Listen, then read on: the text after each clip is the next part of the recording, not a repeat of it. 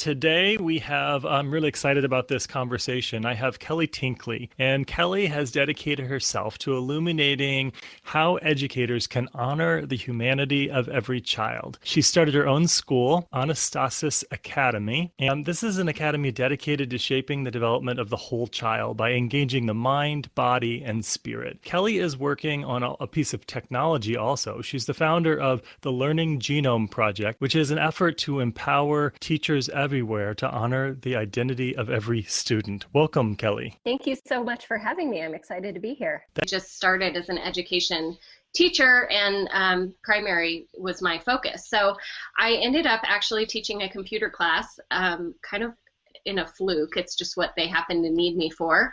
And I taught primary computer classes and figured I could stay ahead of the technology of kindergarten through second graders. I also started a blog that same year, my I Learn Technology blog, and I realized what a great tool it was just for me to even capture what I was doing.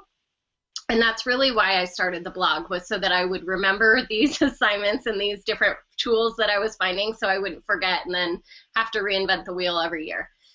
But I got diagnosed with RA when I was 9, and I have struggled with that throughout my life. And the way it impacted my career, when I was teaching the computer class, I was 8 years in, and really just starting to struggle so much to the point where it was getting hard to walk. It was getting hard to just maneuver around. I had tried just about everything. Nothing was really working. I went to my rheumatologist kind of just desperate, like, what do I do? And so he said, I just want you to take a year off and see what happens. Let's just test it. We've kind of run out of other options.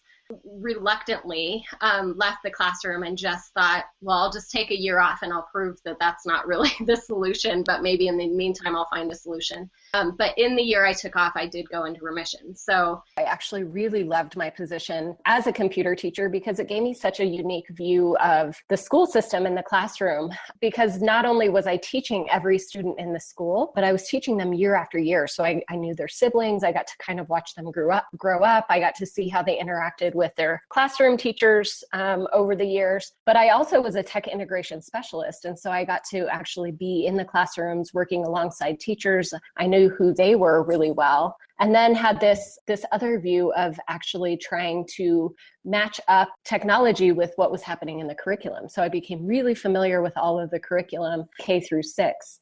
In that year that I took off, I did a lot of consulting for schools and I kind of worked, but it also gave me a different perspective. The first year I taught, I worked in a public school, and the subsequent years I worked in a private school. I was aligning a lot of curriculum, so I would take literally every stitch of curriculum from these schools, and they would say, here's all of these books and textbooks that we use.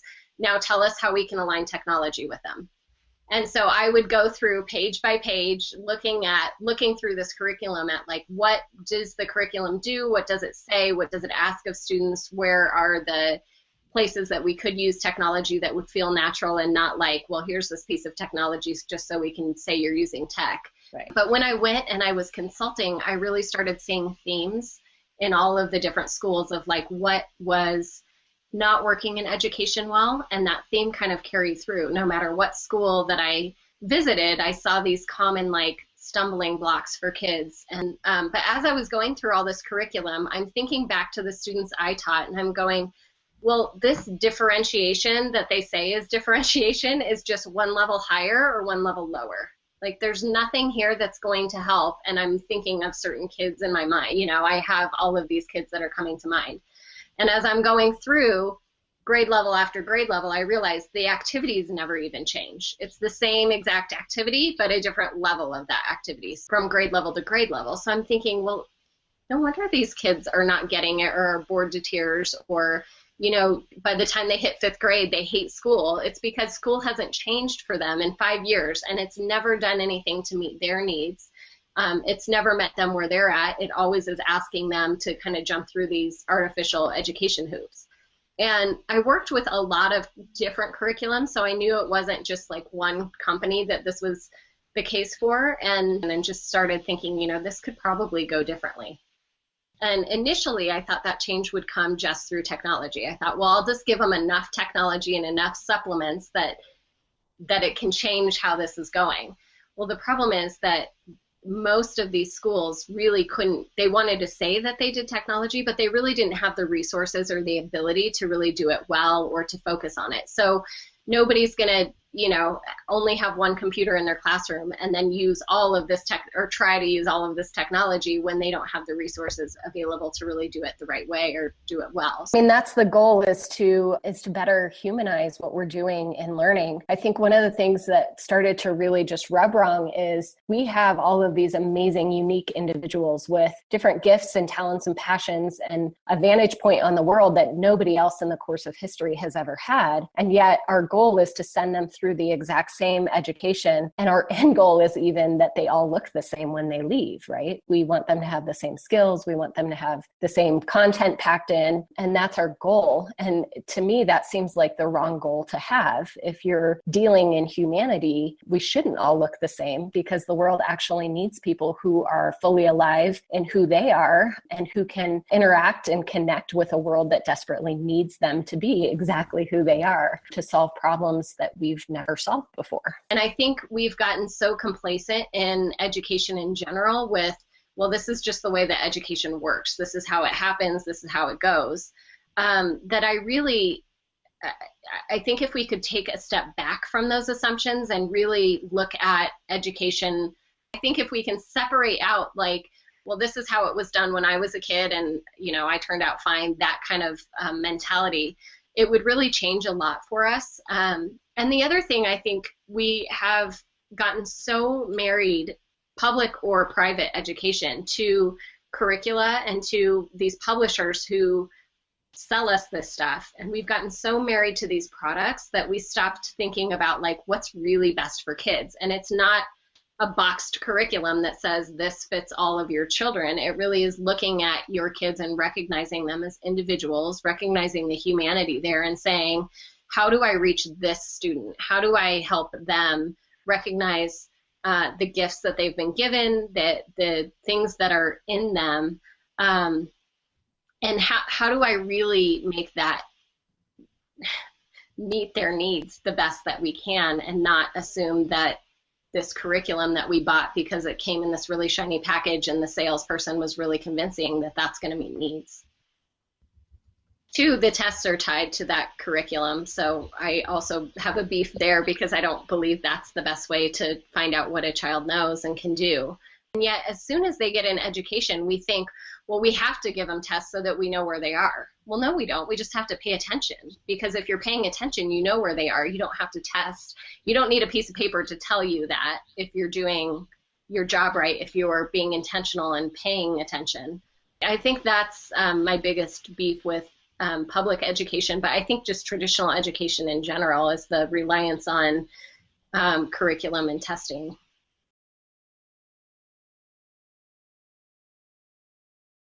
As an educator, it can be such an isolating experience to just be in your own classroom and you're with your kids and you do your thing and you kind of feel isolated from other adults, like nobody really knows what I do here and it would be great to have feedback. And suddenly we have this like window into each other's classrooms where we could really feed off of each other and share ideas and kind of bond in a way that I hadn't done before in education. So it was really cool.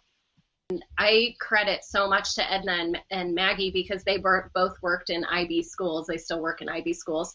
But though that was transformative to me, I had never heard of inquiry as a stance. I really kind of see that through their eyes. It made such an impact on me in a positive way. I was involved in an ed chat one day and listening to Pandora Internet Radio. And Pandora came with a song that I had never heard before. And I was like, this is brilliant. Like, how crazy is it that technology has gotten to a point where it can choose something as personal as music and bring me something as personalized as music and tell me what I'll like, and it's pretty dead bets on, it's pretty right on. Now, I was doing an ed chat at the time, and I just sent out a tweet that said, why can't curriculum look more like Pandora? And I kind of couldn't let go of that idea. So I prototyped that idea all out. I started meeting with people, just really networking and trying to find somebody who would help me build it, or who could, tell me somebody who would fund it, or who could kind of connect dots for me.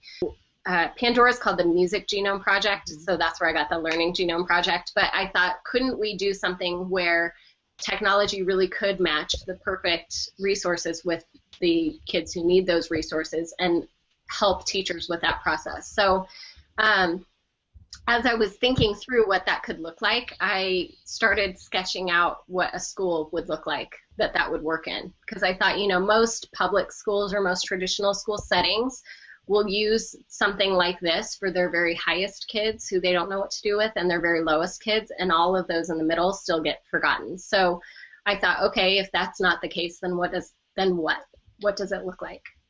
And so when I started Anastasis Academy, it was really a step into how could we personalize learning to this degree. And I was looking at the genome, and there's no school that's ready to personalize to that level yet. So that was the start of the school. That's why we started the school. But really the catalyst was, his name is Jason Martinez, and he was working at the time in Denver public school system, and he had started 13 schools in DPS. And so we just started talking, and I said, we've always wanted, I was talking about the 5th grade teacher with me, and I said, we've always wanted to start a school, and we've kind of talked about what that dream school could look like. And Jason looked at us and said, well, why not you should just do it. Like, you could do this. I've done it. You could do it. He showed me how he laid out in spreadsheets a timeline to start a school. And on paper, it looks really, really doable. It all made me feel like, well, this feels doable. This feels like we could make this happen, and we could do this. So that was in February, and we kept talking. In May, we formed as an actual LLC so that we could get our 501c3. And by August, we had opened up. So it happened pretty quick. We started a school in 4 months.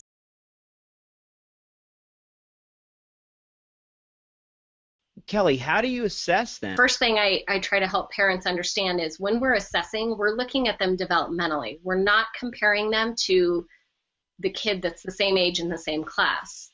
So our goal for kids is not, can we get them to look like everyone else? Our goal for kids is, can we take this child from where they are and make forward progress every single day? Regardless of where they start, our goal is always forward progress. Now, we want them obviously to have a range of skills and goals and learning goals that they've met before they leave us and head to high school, because they need to have this body that they can build on as they're headed to high school. But within those years, we really have a lot of play in what we can do with kids, and they don't all have to read when they're 5. We can have kids who really aren't readers until they're 7, and that's okay, or 8, and that's okay. What we're finding is that the kids who have been labeled in the past, those labels start to not look the same when they're with us.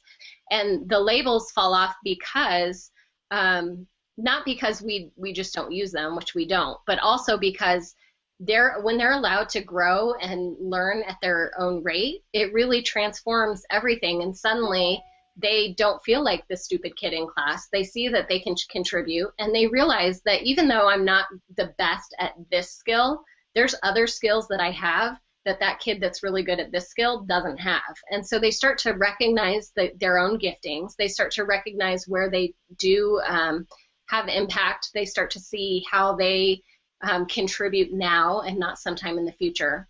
As far as the assessment goes, we really focus on formative assessment and ipsative assessment. So the ipsative is just, okay, you did this today, can you do 1 better tomorrow, or 2 better, or 3 better? So we're not comparing them against all their peers, we're comparing them and we're helping them see, here's where you are today, let's make a new goal for tomorrow. So that formative assessment, we don't give homework. We need to see what our kids are doing, because every step of that process is how we're assessing. So we're watching, how are they writing, what's hanging them up, when they're thinking through this, when they're having a discussion, what are they thinking, where are they going? And so it really is just what you would do with your own children at home. You're so involved in everything they're doing that you're seeing where their learning is. So we have a lot of projects, so they're doing projects constantly. It's not the worksheets. We're an inquiry-based school, so we're constantly outside of the school as well. We take a field trip with every class every week. based on the inquiry block we're in. So there's a lot of learning that happens from experts that our teachers are watching how that interaction goes and what questions they're asking and where they're going.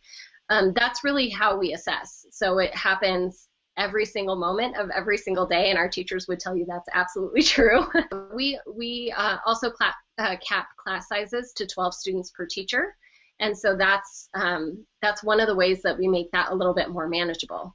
As far as actually tracking it so that it's transparent for parents, we do that using rubrics. So our teachers will fill out rubrics. They also keep a log of learning evidence that the kids do.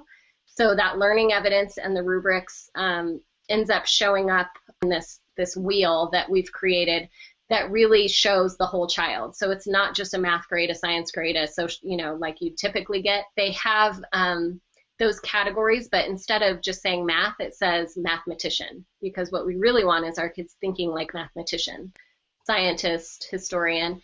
I'm wondering, as you think about this Learning Genome Project, what are the sources of data that are used to get to know the students? Are the students contributing some of those data points? Is the teacher doing it? How does that look? Yeah, so originally I had built it so that students would go in and they would interact with this piece of technology to tell it about themselves. But what I realized is that we're not actually very good at knowing who we are, because that's not valued. It's not something that we value in our society. And so often when we are answering questions about ourselves, there's so much nuance that gets lost in just having that interaction with a computer. When they come into our school, we give them a full learning profile. So we look at their learning style preferences. We don't hang everything on those, but we look at their preferences. If they got to choose, how would they best learn?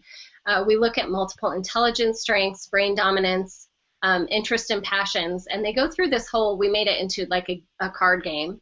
But we go through this game with them the first 2 days of school, and the teachers do it one-on-one with the kids. The parents just sign up for an hour slot, and they really get an opportunity before they even step into the classroom to share who they are.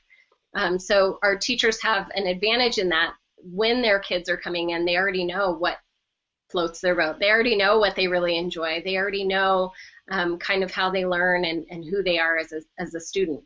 In looking at just that interaction, what we ended up finding out is that as a teacher and student sit down and interact with each other, you get so much more nuance. You get the story, you get incidental things along the way. The beauty that comes out of that interaction is not actually the labels that we end up with as far as, which multiple intelligence strengths they have, or what brain dominance preferences they have, or what learning style preferences they have. That's not actually the value that comes out of that interaction. The value is, as students are going through and they're actually placing these cards, inevitably they open up conversation. And so a student might be placing a card, that says something about how they love the outdoors, and it might have a caption that says, they like hiking or camping or just being outdoors. The student might hesitate as far as where to place that on a continuum. And in that hesitation, a teacher can interact with the student and say, why'd you hesitate? Why did you end up putting it on the 4 instead of the 5?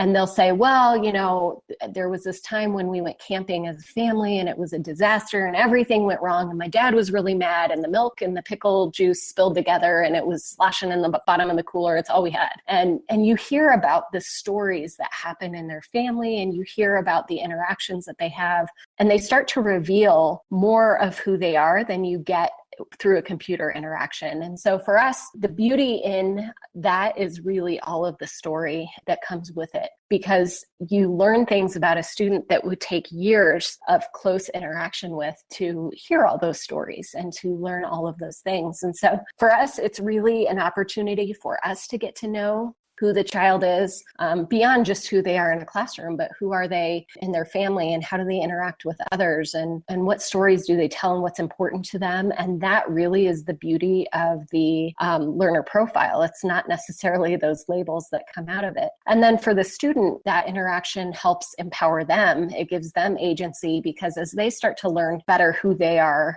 as learners and as people, they can make decisions about their learning that they couldn't make before.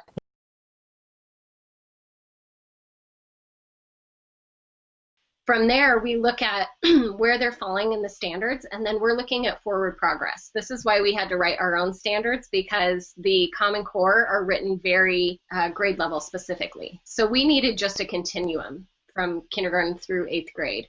So that's why we rewrote them, and so every student has this big packet of, here's all of the skills that we want for you to learn before you leave us.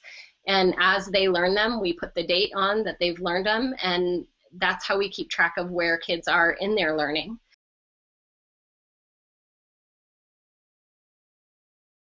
But then we also get into attitudes of learning, because what we want our kids to see is, if you are not a risk taker and you're not willing to take risks, math's going to be really hard, and you're not going to do well in math. And it has nothing to do with your math ability. It has to do with your unwillingness to take a risk.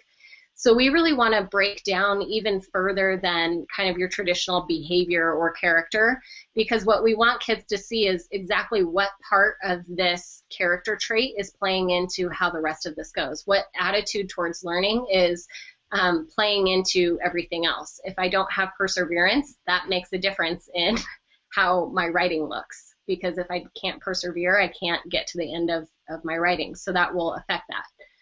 We also want parents to see that, but really our goal for assessment is always to help students kind of pick apart their own learning and really see exactly what that looks like.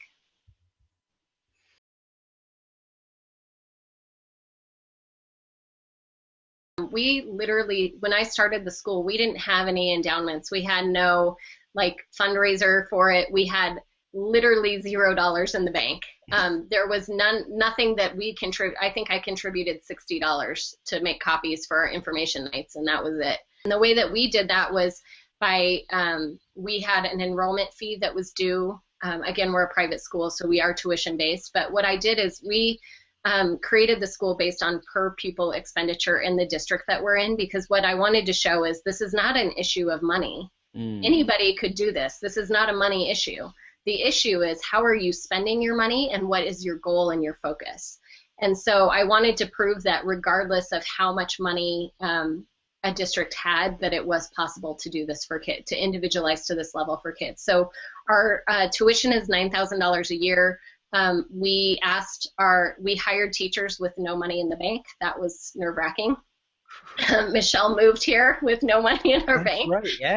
So we really started really lean. Yeah, that has been honestly the hardest part for us personally, for Matthew and I personally. Matthew's the administrator, because we see how this could so impact so many people positively and so many kids positively.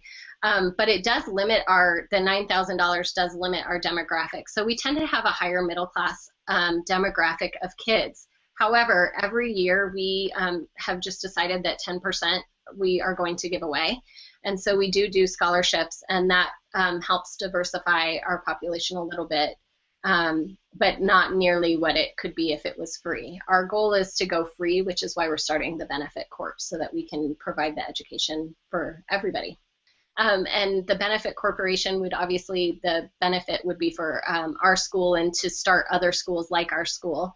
And the Benefit Corp could do things like own land and have a variety of activities happening on it that help support the school and help support others. So heading towards getting our own building here soon. So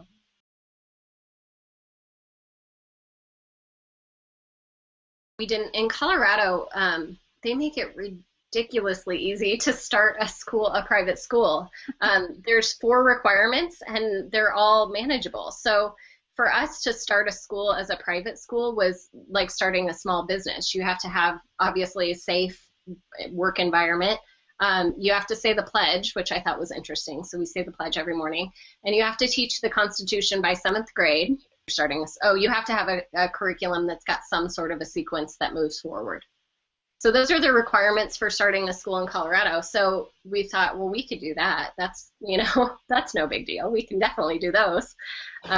And so it, like I said, manageable. We were lucky that it is such an easy process in Colorado that literally we formed an LLC and then transferred it to a 501c3. So we are a not-for-profit now. Kelly, what are your next steps with the school?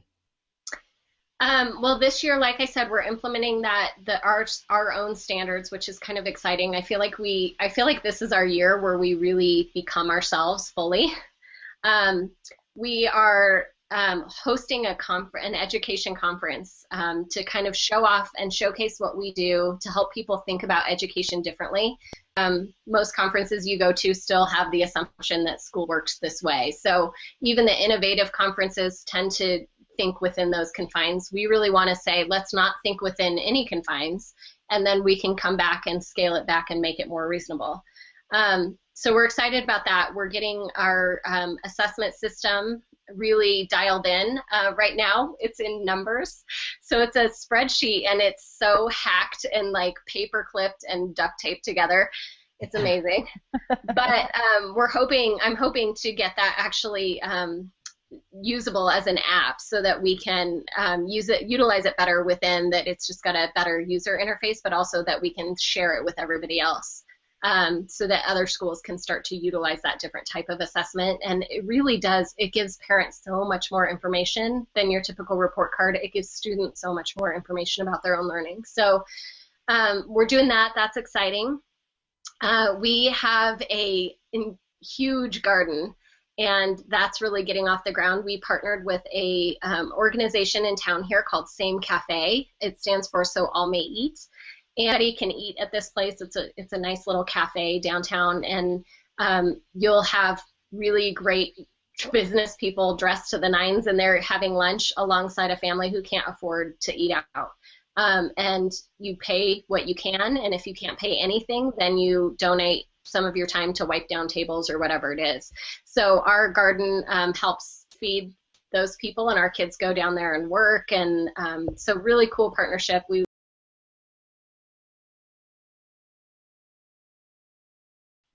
Now, in the first school that she had, they brought a Jeep into the school. We lease space. We targeted churches because churches are such great buildings. They're already set up so wonderfully, and they're empty the entire week. And what a waste of space. So we said, well, why not utilize that space? So the first space that we did use, we walked into this place, and initially the building manager who was showing us around was like, well, we've got all these classrooms, and he's showing us these teeny tiny little just a traditional classroom. And we're like, no, we really are looking for like big open spaces, like we're talking Google. And he gets this big smile on his face, and he's like, I think I've got exactly what you need. And that's the rooms that had the half Jeeps cut. We walked into that space and it looked amazing. So we got really lucky that first year that space was available to us, and then we outgrew it the second year. So we had to kind of reinvent again, how do we use classrooms, how do we use space? So sadly, we don't have the Jeep anymore. No. The kids loved the Jeep. But we do have really great space, and this is more traditional space that probably any school would have similar space to what we've got. The first year we were there, we used the space just like regular classrooms, which I hated.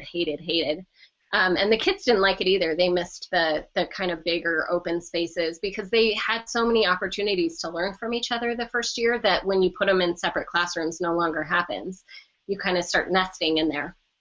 So the second year that we were this was last year, I said, we are not having any classrooms. Nobody gets a classroom. There will be no nesting.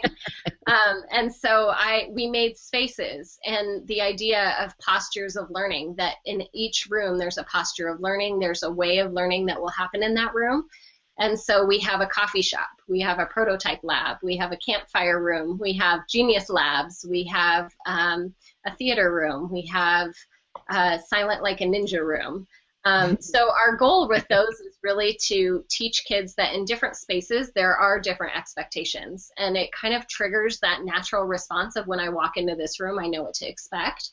Whereas when everything happens in one classroom, one, you don't get the benefit of anyone's learning around you, but two, you also it's also hard for kids, particularly kids with executive function things going on. It's hard for them to understand that sometimes it's okay to be really loud in here, and sometimes I have to be completely silent, and sometimes it just makes it really hard for them. So when you have these different spaces that signal when I'm in here, this kind of learning happens, it really kind of changes things for those kids that struggle with that.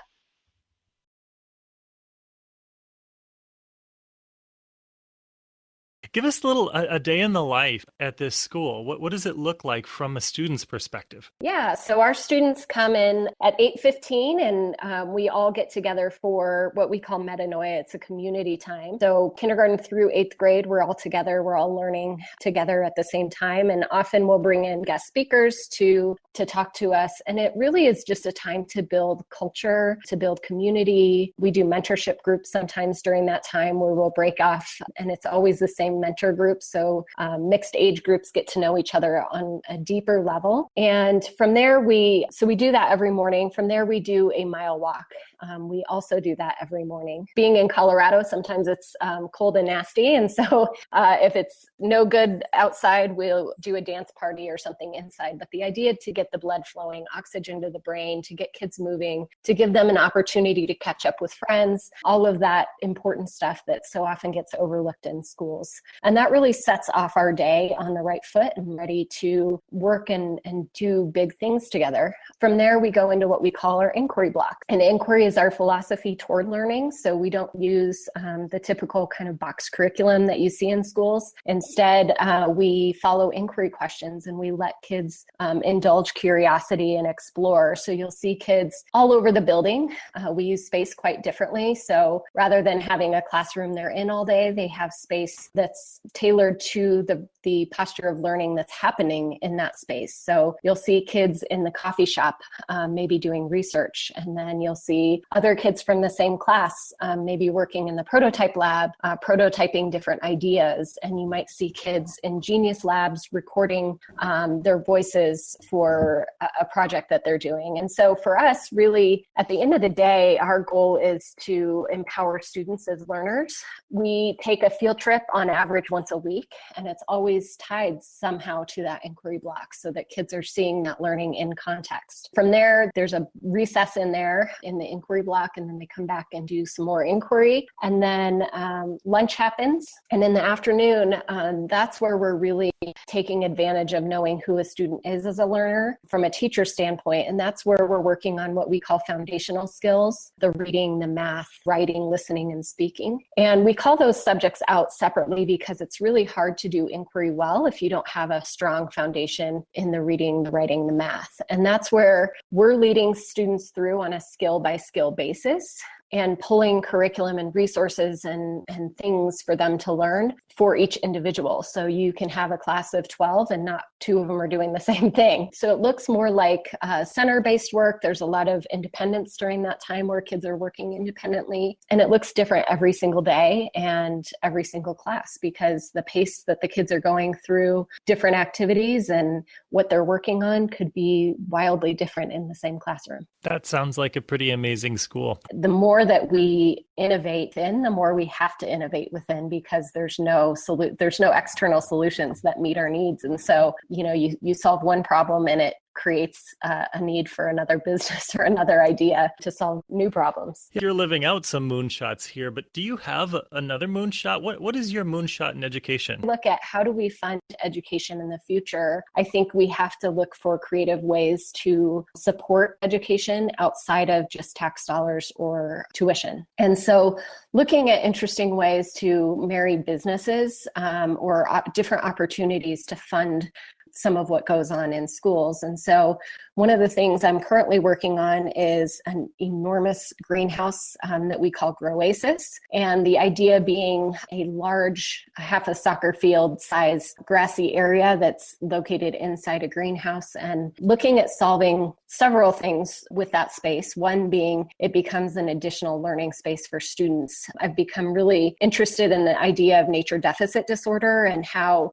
space can actually impact how we learn and how we connect with nature can change how we feel about ourselves and the way that we create and the way that we interact. So looking at how that might solve some of that nature deficit disorder, specifically in urban areas. And then also looking at using a portion of that space for a aquaponic, hydroponic farm where we could actually give kids the ability to grow really healthy food quickly and in a controlled environment and looking at how that might be a solve for communities who live in a food desert, for kids who don't have access to really great healthy food, that could be a component to solve that problem. From the money standpoint, looking at how a big indoor green space like that could be leased out, mornings, nights, weekends for other activities, for movies in the park in the middle of winter, as an event center. And that brings in additional revenue, additional resources for the school to support different activities that are happening in the school system.